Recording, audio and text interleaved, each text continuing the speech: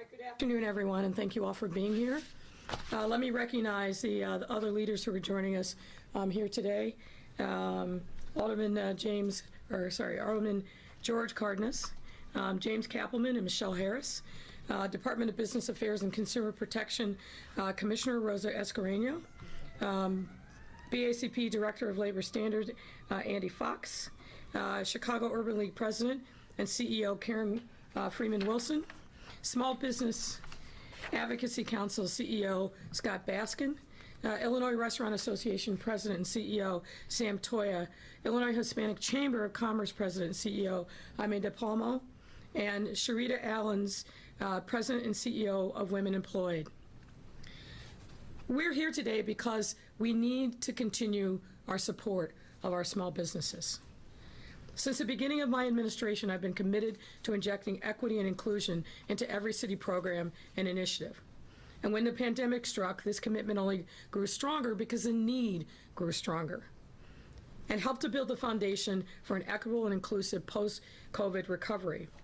The last time an economic recession hit our city was almost 13 years ago, and it took Chicago twice as long to recover than our peer cities of New York and Los Angeles. We were determined not to let that happen again. And as a result, over a year ago, we convened the COVID-19 Recovery Task Force, which produced the first COVID-19 economic recovery plan to be issued by any U.S. city. Since the publication of that report back in July 2020, our city has already made incredible strides towards a full recovery. And let me tell you about some of those important data points. We have the lowest unemployment rate among the top 4 largest cities. We have the highest growth in consumer spending of any major American city. And we have the highest adult vaccination rate, as well as the highest percentage of Black and brown residents vaccinated. It's clear that we are well positioned to recover. But in order to continue this upward trajectory, we must become the most small business friendly city in the country, as outlined by our Recovery Task Force and as told to all of us by businesses of all types across every neighborhood in our city. Our businesses, especially our small businesses, are at the heart of our economy in the city, meaning that the faster that they recover, the faster our entire city is able to recover. To do so, we need to remove barriers that for far too many they've been facing with starting a business and running it, as well as put workers at the center of our recovery efforts. That's why we introduced today a legislative package that will significantly improve how we do business here in Chicago and how we support our workers. We're calling it the Chicagobiz Strong Initiative because that's exactly what we want to accomplish. This legislative package is the most comprehensive one our city has seen in many years, and it will provide much needed financial relief to thousands of businesses, cut red tape across numerous city processes, and deliver new protections for both workers and consumers, all of which will help to jumpstart our city's recovery and address the barriers to equitable economic growth that predate the pandemic. It's a great understatement to say that this pandemic has taken a devastating toll on our businesses, our workers, and consequently our entire economy. Over the last 14 months, we have diligently worked to help our businesses and workers survive what we hope is a once-in-a-lifetime crisis. This crisis has forced business owners and their employees to shift to new ways of working in a time marked by crisis and uncertainty. And these shifts have created and both exacerbated longstanding challenges that prevent our businesses and our workforce from obtaining success, which is why the city has stepped up to address those challenges with the support of the many leaders who are here today so we can deliver relief to our small businesses. Now that we are seeing what we hope is the end of this horrible pandemic, we must use this as an opportunity to take bold action, stepping away from the idea that we will be able to return to business as usual and further toward business practices that are helpful and empowering of our small businesses. The Chicagobiz Strong Initiative will address the challenges facing businesses and workers in a holistic way. It features 3 pillars: one for financial relief, another for the overhaul of city processes, and one for workers' protections. And let me explain those. First, financial relief. As we all know well, it takes money to make money. And for many of our businesses, especially our small ones, the pandemic washed away rainy day funds and significantly slowed cash flow, leaving them struggling to find ways to keep their operations going. That's why early on in the pandemic, we stepped up by creating programs that delivered over $100 million in emergency financial relief to keep the doors of our businesses open, more than any other big city, any other city, I should say, in the United States. This funding did have the intended effect on keeping many of our businesses afloat.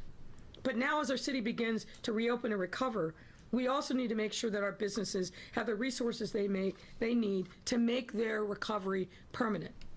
To do this, the Chicagobiz Strong initiative will deliver immediate financial relief through the following three measures. First, the license relief program, which will deliver over $10 million in targeted grants to businesses that have been especially impacted by the pandemic. Second, the extension of the 15% cap on fees that third-party delivery companies can charge restaurants until after we fully recover. And third, a debt relief program, which will allow businesses to enter into an affordable payment plan in order to renew their licenses and continue operating and not have that debt hold them back. Financial relief is absolutely key to our business's ability to rise above this pandemic and recover, and without the recovery, our city simply can't recover. The second pillar supporting the Chicagobiz Strong initiative is an overhaul of city processes to remove red tape, another issue that businesses are constantly talking to us about. As the pandemic has made abundantly clear, some city processes create unnecessary red tape and places undue burden on our businesses. To help alleviate that burden, we've relaxed a number of regulations throughout the past year to make it easy for businesses to keep operating, including the creation of the expanded outdoor dining program, instituting reforms to the sidewalk cafe process, and legalizing cocktails to go. To build on these efforts, this second pillar of the Chicagobiz Strong initiative will provide a number of things, including an expedited license issuance process for new restaurants setting up shop in previously closed restaurant spaces so they don't have to start from square one. A series of reforms to support our hospitality and taxi cab industries. Expanded workforce opportunities that will allow thousands of returning residents to join the public vehicles and hospitality industries. A consumer protection initiative that will address public safety and nuisance issues by limiting the nighttime sale of packaged goods and clarifying regulations to ensure flavored tobaccos are prohibited. And an expanded permit process that will allow signs, awnings, and other business identifiers to be approved without requiring a city council ordinance for each such permit. And let me be clear, this last initiative is not about automatic prerogative. Any expedited process preserves automatic input and reinforces its important role in the permit process. What this last initiative is about is removing burdens that make Chicago unfriendly for businesses, something we should all agree on. Today, businesses have to wait up to 60 days for a basic sign or awning, even after it's been completely approved. That's 2 extra months where they can't open because of an archaic process that isn't required in other big cities. During the pandemic, we removed this requirement for sidewalk cafes with great success. And as we work to recover quickly, we can't afford not to implement this time-saving change that businesses have been begging for so long, especially after they've seen how well this process has worked in other communities here and across the U.S. Each of these measures will significantly help to streamline and improve interactions between our businesses and our city government, as well as set the foundation for the creation of a Chicago where business is easier to do and business owners can actually be set up for success. And finally, the third pillar, supporting the Chicagobiz Strong initiative, will enhance worker protection, something that's also essential. Since the pandemic came to our city, I've worked tirelessly to ensure that workers and consumers have the protections they deserve, especially essential workers, such as our domestic workers who have kept our city running. This resulted in campaigns such as Your Home is Someone's Workplace, which ensures that care workers are paid a living wage, have safe working environments, and are treated with the dignity that they deserve. And as you know, this is very personal to me, as my mother was a care worker. And regulations such as the 2 anti-retaliation ordinances passed in 2020 and 2021, which respectively granted critical protections to allow workers to take time off, to adhere to public health guidance, to receive the COVID vaccine, and to stay home when they were sick without retaliation. The Chicagobiz Strong initiative will build on these efforts through several additional protections, including Chicago's first ever wage theft ordinance, which will grant our city greater authority to protect our workers and recoup stolen wages for workers impacted by bad faith employers. Non-payment of these wages and benefits is far too common, especially among low-wage workers. And let me just say right now, loud and clear, we will not tolerate any business who steals the hard-earned wages of any worker in Chicago, period. Furthermore, we will also be taking action to ensure chain business workers are paid a fair minimum wage by preventing employers within a single unitary business group from undercounting their employees to protect their bottom line.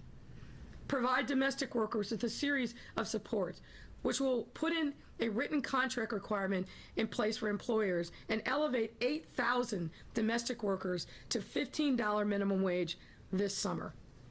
And paid sick leave enhancements, which will rename Chicago's paid sick leave law to paid secure leave and expand it to include caring for a family member with a closed school, classroom, or place of care, uses for mental and behavioral health, and compliance with future public health orders, enhancements that will provide critical flexibility to workers and their families in the face of future emergencies. Our businesses and workers have experienced a hell of a year. Numerous challenges over the course of this past year brought on by pandemic and the economic meltdown that followed, making it all the more important that we step up, work together, and address these challenges with an equal number of solutions. This initiative that we have introduced today is a result of hours and hours of consultation with businesses of all types, business industry groups, and workers themselves about what their needs are, what they're facing, not just now, but conversations that really started years ago that have culminated into this important moment. And importantly, this plan is a result of extensive engagement and recommendations from a cross-section of groups, as well as working groups with aldermen. So to be clear, this isn't just my administration's vision for Chicago's recovery. It's the vision for our employees and our employers. This is what they have told us that they need. And it's up to us to make sure that this policy reflects the realities on the ground with people in these communities who need us to continue drastic measures to support them. And I want to take this moment to thank every single partner for being involved in this initiative, give a special shout out to our industry and business groups, and in particular, the Protecting Workers Working Group, whose advocates provided many of the recommendations at the foundation of the worker protections in this initiative.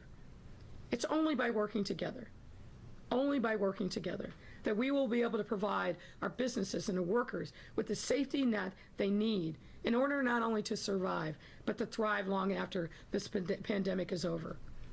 And now with this, I'll turn it over to Rosa Escareno, who has been a fearless leader and advocate on behalf of workers and small businesses, particularly over this last difficult year. Rosa? Thank you, Mayor. Thank you, Mayor. Good afternoon. My name is Rosa Escareno, and I'm the Commissioner for the Department of Business Affairs and Consumer Protection. I come here today proudly to join the Mayor, aldermen, business, and worker groups to announce the introduction of the Chicagobiz Strong initiative. This is a bold plan.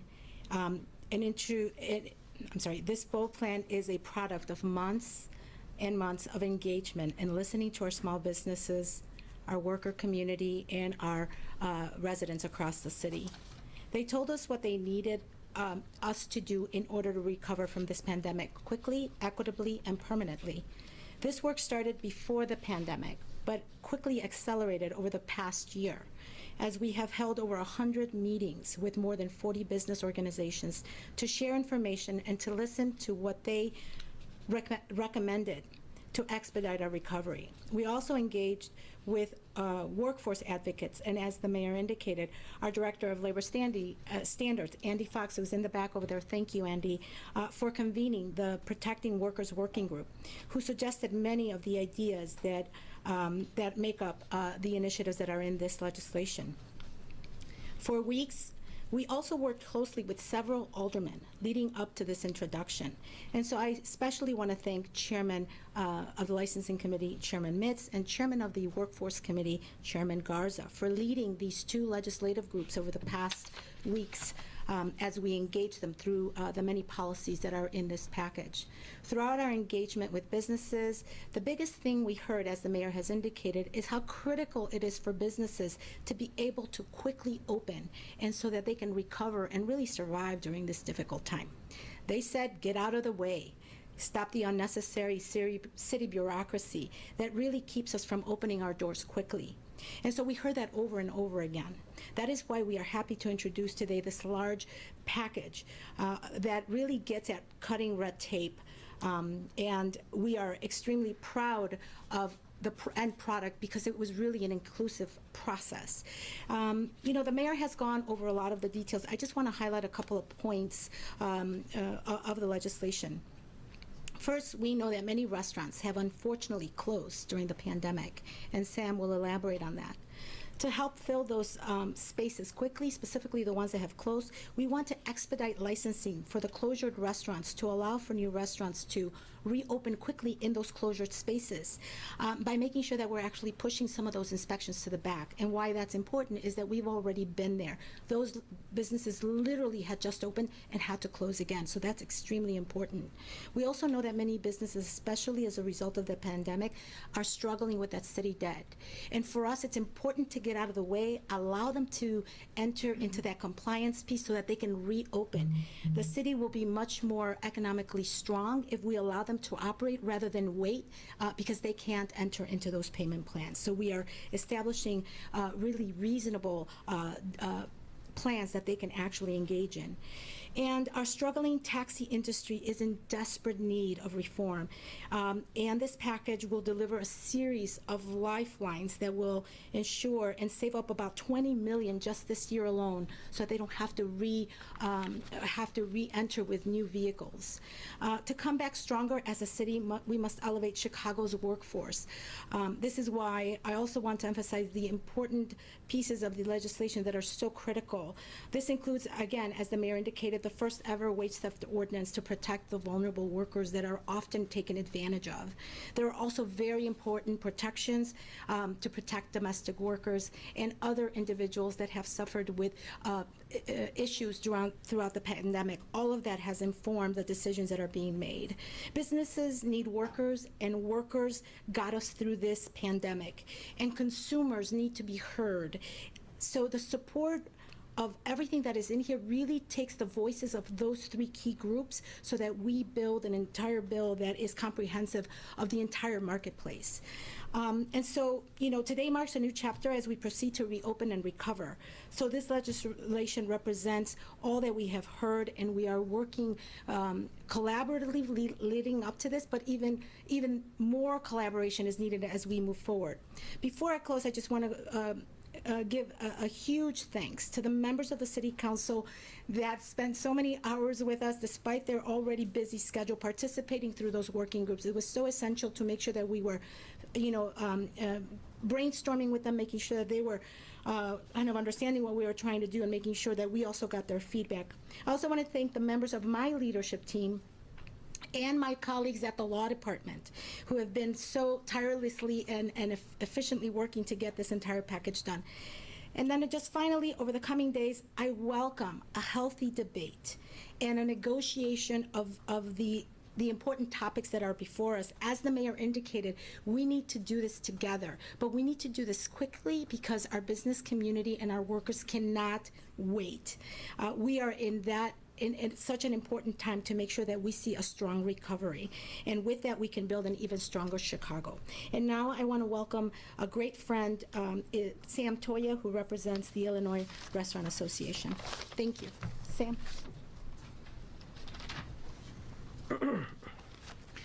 Thank you, Commissioner. I appreciate that. Again, my name is Sam Toy. I'm President and CEO of the Illinois Restaurant Association. I appreciate the opportunity to be here today. I want to thank Mayor Lightfoot, the alderman, and her team for putting forward this bold plan to support our economy, our workforce, and our 77 communities. The mayor recognizes the critical importance of creating an environment where restaurants, bars, caterers, and other hospitality businesses can recover and thrive again in the near future. We are still down more than 100,000 jobs here in the state of Illinois in the food service job industry. A significant percentage of restaurants will never reopen. It's estimated that 20% of the restaurants will not open. We had 7,300, 7,400 restaurants here in the city of Chicago before the pandemic. We could lose, 12 to 1,300 of those restaurants. Those that are still open are doing everything they can to keep the lights on, pay their bills, keep people employed, and serve their communities. With more reopening, vaccines, if you haven't gotten your vaccine, please get it. Some federal relief, warm weather, and outdoor dining, we're seeing more light at the end of the tunnel. The steps the mayor put forward today will help us get there.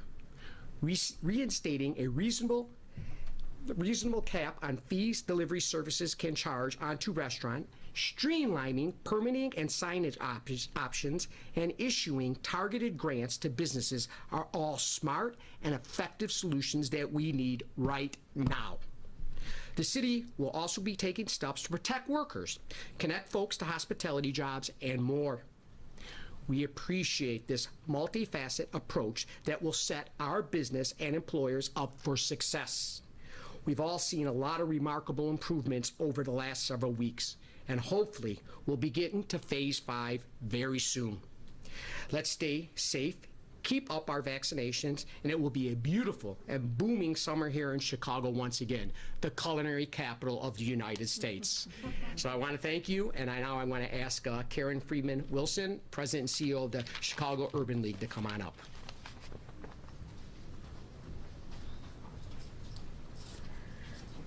Thank you, Sam, and good afternoon, everyone. Mayor, Alderman, Commissioner, to all of my colleagues gathered and to the members of the press corps. As I travel around the city, largely on the south and west sides, there are two things that stick out to me. The first is that there are places that have limited hours. They're not the same as they used to be. But the other thing that sticks out like a sore thumb is there are signs that say closed, once where we know that open businesses were. It's not just the restaurants that Sam talks about, although there are many of those, but it is the beauty and barber shops. It is the nail salons. It's the accounting and tax offices. It's the lawyer and other offices. And what we understand at the Chicago Urban League is that that represents the lifeblood, particularly the lifeblood of the Black community. And so Mayor Lightfoot, Commissioner Escareno, I want to commend you on putting forth these initiatives, Alderman, because this is what will allow us not just to come back, but to transform our city by transforming our communities and supporting the small businesses in our community, but also the workers that power those small businesses. And so the Chicago Urban League stands with you. We think that this is exactly what our Center for Entrepreneurship was built for. And as we move to help people start businesses, help people to restart businesses, and through our business accelerator, help them to grow their businesses, we know that there's not just a light at the end of the tunnel, but there is a new day at the end of the tunnel for the entire city of Chicago. Thank you. And now, let me introduce my colleague, who is the president and CEO of the Illinois Hispanic Chamber of Commerce, someone who we have been pleased to work with as we support businesses in the Black and brown communities, Mr. Jamie DePaula.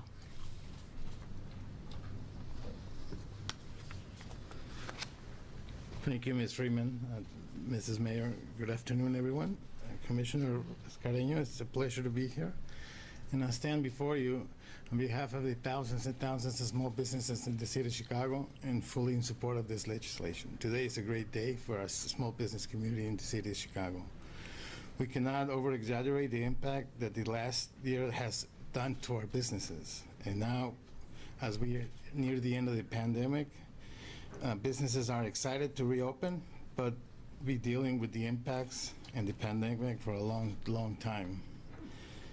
That's why it's so important that we do everything we can do to support small businesses and expediting recovery. And I thank the Mayor Lightfoot for her bold plan to make this regulatory change. We need to recover quickly and permanently.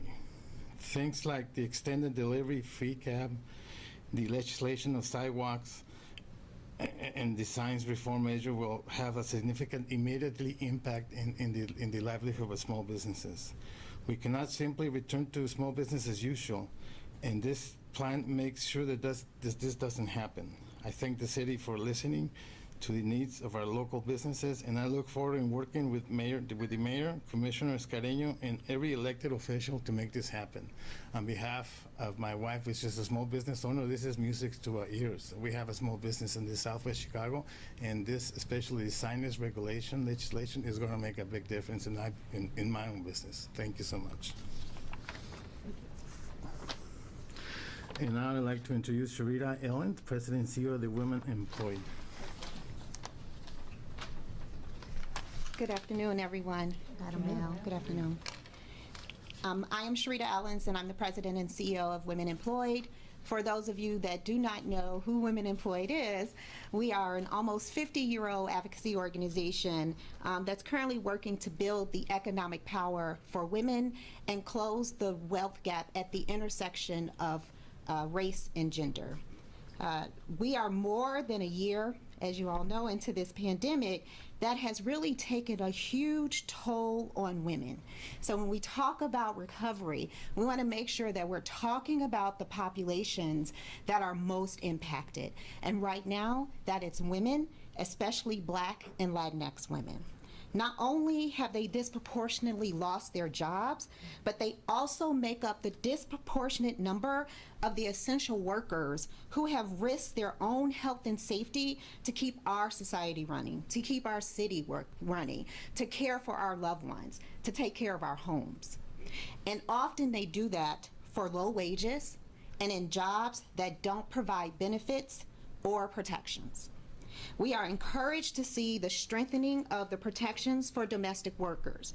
Nationwide, 91.5% of domestic workers are women, and they are overwhelmingly Black, Latinx, Asian American, and immigrants. Too often, the nature of their work makes them vulnerable to the violations of their rights. That's why it's vital that this ordinance includes provisions that you've heard today to help shore up their rights in the workplace. Provisions including raising the minimum wage for domestic workers to $15 per hour this year, and requiring employers to provide domestic workers with written contracts. Other critical worker protections include giving the city enforcement authority to combat wage theft. Without authority to enforce any of the protections, they do no good. And creating a clear structure for that enforcement, such as for fining violators, mandating record keeping for all employers, and expanding the use of paid sick time and more. Women Employed has been an active participant in the Protecting Workers Work Group, convened by the city's Office of Labor Standards, which has informed this ordinance. We have appreciated the inclusion of policy advocates like Women Employed, bringing us to the table. We appreciate that. And worker rights centers in ensuring protections are established and strengthened for some of the most vulnerable workers, particularly domestic workers. These initiatives will help support working women, and especially the women who are most economically marginalized. Through our current SHE session, so that they can emerge stronger on the other side. Thank you for having me today.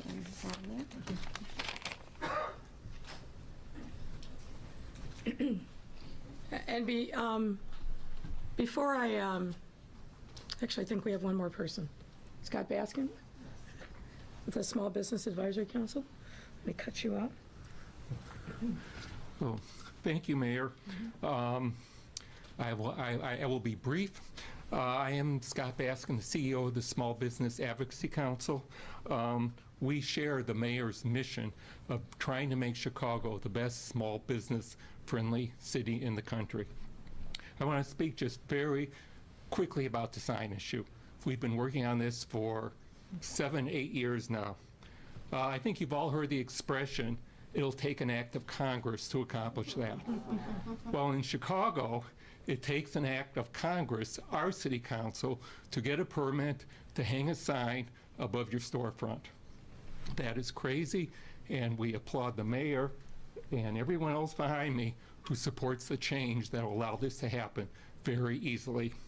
And we also are so supportive, we've been working on this for a long time, to get A-frame signs, the little sandwich board signs, allowed for a store owner to put in front of their store to advertise their business.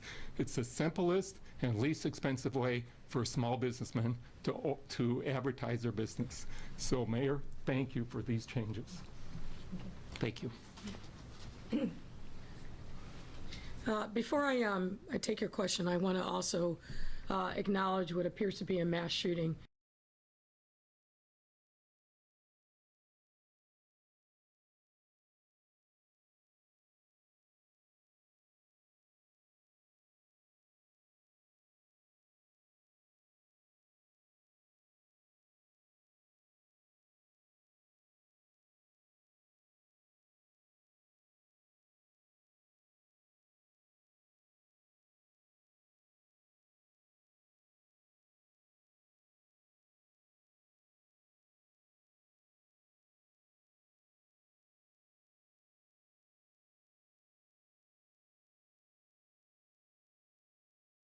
Things that the Biden administration could do right now that don't have to go through the Senate or the House, like fully support ATF, empower them to do their job, and can make sure that the U.S. Attorney's Office in multi-jurisdictions are working on gun trafficking, particularly across state line. The list is long, but it's way past time for us to act and do something to stop these kinds of mass shootings. We don't know all the details yet, so I won't opine about the motive or methods of the shooter, but this is a very, very sad day and a hard day for the city of San Jose. Start with AD. Mike. I'll answer your question when you have the mic. Hi, Mayor. Could you talk about why this packaged good limit is needed at 10 p.m.? We're already hearing from the folks at IRMA that this gives restaurants, bars, and breweries an unfair advantage. Well, I hear that, and obviously there's room for discussion.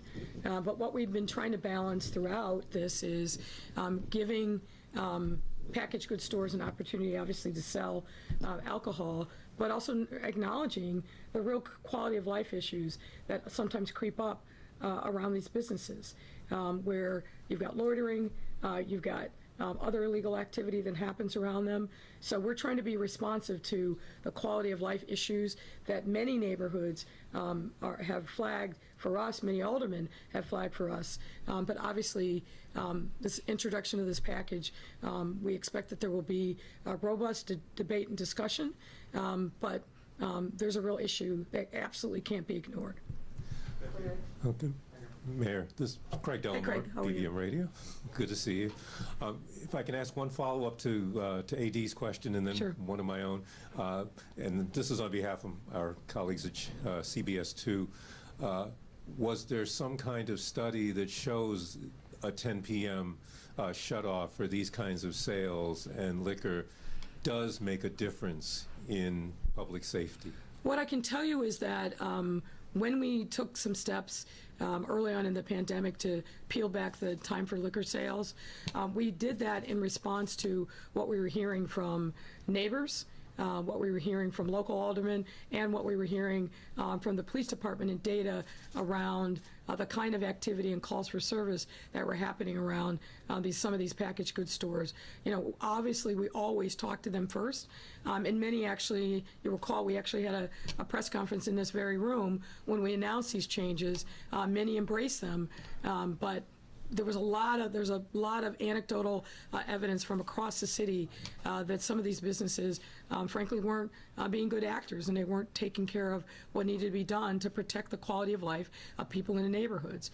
So, as I said, open to discussion, and I'm confident there'll be some debate. But this didn't just drop out of the sky. We are in every single provision that's in here. We're responsive to a group of folks flagging for us a range of issues that they believe that the city has a responsibility to act upon to make sure the small businesses are being taken care of. And obviously, we're always concerned about quality of life issues. And now my question is, given the obvious high emotions that the DuSable Drive debate has triggered, how can this be resolved in any way that is not going to leave one community or another feeling that it hasn't been listened to?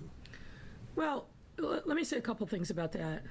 I don't think there's any debate whatsoever that it's way past time that as a city we formally take steps to recognize in a permanent way the incredibly important role that DuSable played in the founding of the city, and his wife, Kitty Hawa. That's critically important. So on that, I think there's universal agreement. Obviously, the difference is in what that way.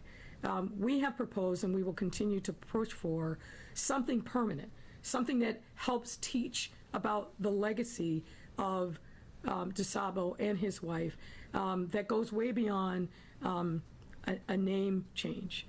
And I think what I've heard from people all over the city, there's a lot of folks who oppose any changing of Lakeshore Drive. It's one of the most iconic assets that the city has. When you say Lakeshore Drive, people know you're talking about Chicago. And I think that that's very important.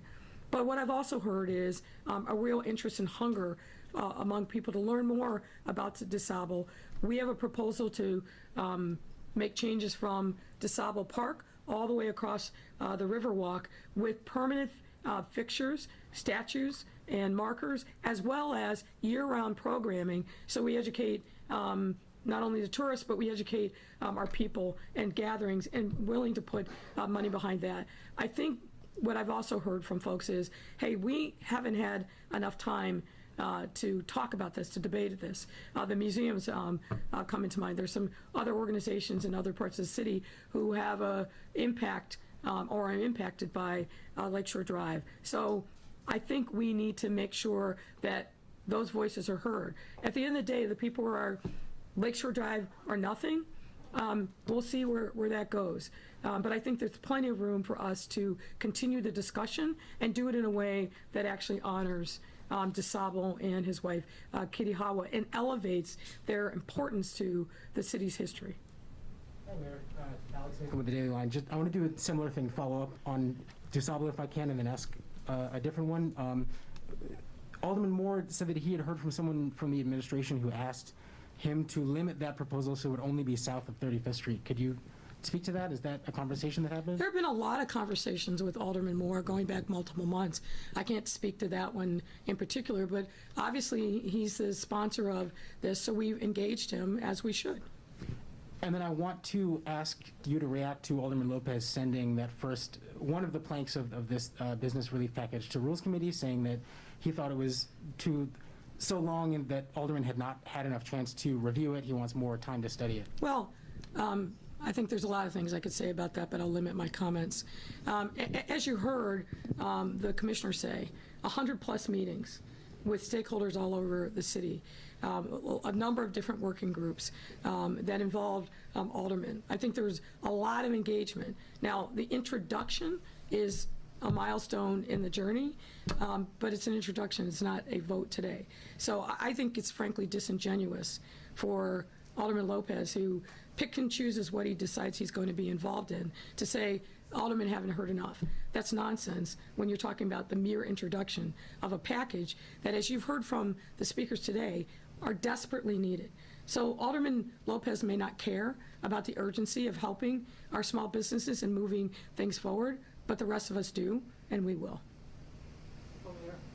Hi, Mayor. Yes, sir. Becky Beebe, Hi, Becky. WBEZ. Good to see you. I have a question about the sign changes, the changes to signage. For people who are unfamiliar with the current process, will the change still require, I mean, you still have to apply and go through the alderman. Could you just explain what the change exactly is? Yeah, I'll start and then I'll ask the commissioner to come up.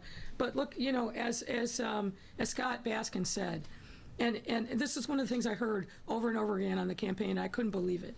It can, in some instances, take a year to get your first sign as a business that opens. I don't know any other place in the country that that's true. There's too much red tape. It takes way too long. Obviously, aldermen, as with everything, have the opportunity to get noticed and an opportunity to be heard. But when small businesses are just asking for the basic to be able to advertise themselves, to get an A-frame sign, and we have all this regulatory red tape that literally takes months and months and months to get the basics, that doesn't make sense. As I said, I was incredulous when I heard it, but everywhere I went, every small business group that I talked to, the sign issue was one of the #1 things that rose to the surface, and it's way past time for us to do something about that. Commissioner? So a couple of things. Number one is that when the mayor first came in, one of the things that we've been looking for automation of the system for many years. The mayor provided that automation. So we are literally automated now, just as of 3 weeks ago. The process that was paper, we process about 5,000 a year. There's over 20,000 public way signs. So that process that was paper is now automated, thanks to the administration and the mayor. What will happen is that a sign comes in, it gets uploaded, similar to what we did before. It goes directly to the aldermen because they know their wards best. We don't. So that will not change. They will still get 30 days and as many as up to 60 days to review and to engage with the business community to make sure that those are meeting the what the community needs. And only once they are reviewed and are okay with that, they send it to us. We are saying once you send it to us, we want to approve and send it out. In this case, though, it still requires an ordinance for an additional 30 to 60 days on the back end. That's after we've already gone through that. But I also want to just say one more thing, that during the pandemic, the city council actually gave us authority to do exactly what we're saying in this bill with outdoor cafes, sidewalk cafes. And it's worked through the entire pandemic. They review, they get it to us, and we issue immediately. Those things really were so helpful to the business community. We think we can do that. We've proven that the pilot worked, and we're happy to engage with the aldermen. We know that it should go to them first, that they should review. So we want to be respectful of that process, just want to reduce the time it takes to issue. Thank you. Mayor, I just want to follow up on the Lakeshore Drive story. Did your team also suggest renaming the Dan Ryan Expressway to DuSable? I don't recall that. That's what Alderman Moore had said. I don't recall that ever being part of the discussion. A separate question, are we going to go to Phase 5 on June 11th with the rest of the state? And what about Soldier Field? NFL is talking about full capacity stadiums. Do you envision us being one of those? So let me take each of your questions one at a time. I believe that we've talked about, we meaning myself and Dr. Arwady, that we hope to get to fully open by 4th of July. We will see what happens by June 11th. We're definitely trending in the right direction, but the minute I say that, I worry because we've been here before. But our cases are going down, our percent positivity is going down, hospitalizations, ICU, all the metrics that we follow on a daily basis are all trending in the right direction, but we gotta keep getting people vaccinated. But my hope is that we're gonna keep moving on the trajectory that we're on, and we're gonna see more opportunities for opening up. Regarding your question about NFL, we have not had recent discussion with the Bears about any additional capacity issues. Obviously, the season is not upon us. Preseason hasn't started, but we're certainly open to those discussions. Great. Mayor, on the elected school board in Springfield right now, President Harmon has laid out sort of in a plan that, you know, you have a hybrid that eventually transitions to a fully elected board. Do you support that, or how far are you willing to go to compromise? The devil's in the details. We haven't been at the table. And I haven't seen any bill language, so I can't speculate about something that I don't know anything about at this point. The details on that really, really matter, both in terms of the timing, what the trigger would be. I'm very concerned about taxpayers might be on the hook for a school system that we have, neither either city council has any influence over. I've been very clear about that. When Mayor Daley, my understanding is when Mayor Daley made the case many decades ago to take full control and responsibility for CPS. One of the obligations he took on was funding non-CTU pensions. So to have that continue, that obligation continue, yet have the mayor and city council be have no influence over CPS, board of 21, which is absolutely unmanageable. So as I said, I haven't gotten and seen any bill language. So the devil's really in the details. Mariah. Hi, Mayor. Mariah Wolf with how are you? WBEZ. Good, how are you? Question about, you mentioned a proposal, an idea on DuSable that you have, you know, regarding the park and the lakefront. Can you tell us where that proposal stands, when we might see that? And also, are you anticipating a vote on the current proposal at the next city council meeting? You meaning the current proposal to rename Lakeshore Drive? I can't speculate about that, but what I am, what I can tell you is that we have spent a lot of time talking to aldermen about the proposal that we have. We'll continue to do that, and I expect there to be a vote in the appropriate committee in the upcoming weeks. Hi, Mayor. Hey there. During the campaign, you said that an elected board would transform the authority of the police department and increase public, trust and belief in that system. How is it possible to do that with a board that really only has the power to advise you on policy and personnel selections? Well, I don't think that that's an accurate description of any of the proposals that are out there, and least of all mine.